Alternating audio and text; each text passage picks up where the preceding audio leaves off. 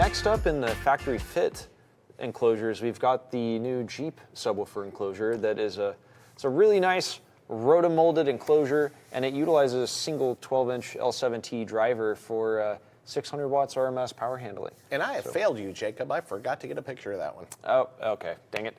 Well, we'll show you guys pictures eventually. You know, we may be able to do this yet. I've got an idea. But while John's doing that, I'll continue telling you guys about it. The enclosure is rotomolded, but it's got a really nice texture on the outside that looks almost like the factory Jeep texture. We literally took a piece of the Jeep interior for JKs and JLs, sent it off to the factory, and asked them to match it as close as possible. JKs and garments? JKs and garments. Sorry, bad joke. Nah, I get it now.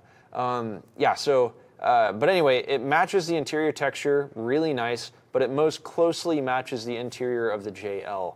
It even has some little bar lines on it, and like the lines of the enclosure match really closely to the interior lines of the Jeep. There you guys go, you can see it. So those two stripes in the middle, that is present on one of the side panels in the trunk of the Jeep, JLs.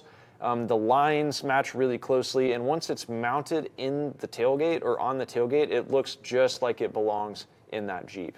And the nice thing about the JLs is that it utilizes existing mounting points. Correct. All you have to do is drill holes in the little plastic panel that covers up the tailgate, and then this thing will bolt right in once you put the spacers and everything in place.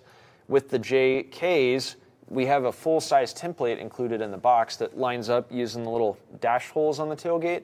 Tells you exactly where to drill. We also include nut certs and all the hardware you need to get that to mount to the tailgate of the JKs.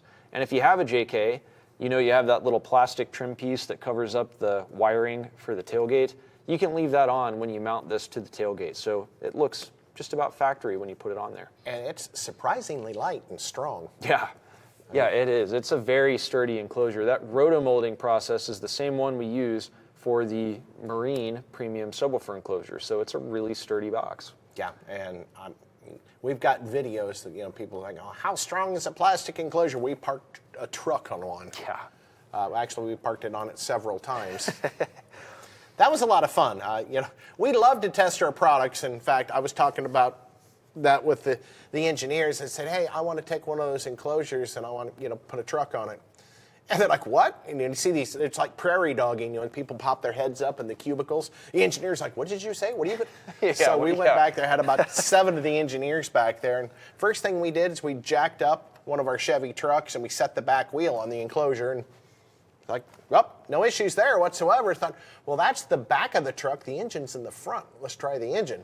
So we jacked up the front of the truck and set the front wheel on it, which, what is that, 2,000 pounds roughly by the time you get the weight of the engine on top of it? I don't know, but it was a lot of weight. No issues there. So well, what if we drive it up on top? So we made a little ramp, so it wasn't quite a cushion blow. And if you see the video, not even thinking about it, of course, your front brakes do most of the work. So as I got on top, I stepped on the brake, and we actually kind of drove for a ways on the enclosure. And really the only thing we did was scar up the back of the enclosure on the concrete. Didn't really think that one through, but it was kind of fun. But that video is online on our YouTube channel somewhere. I haven't seen it for a while. I love the faces the engineers make when they say, you're going to do what to our product?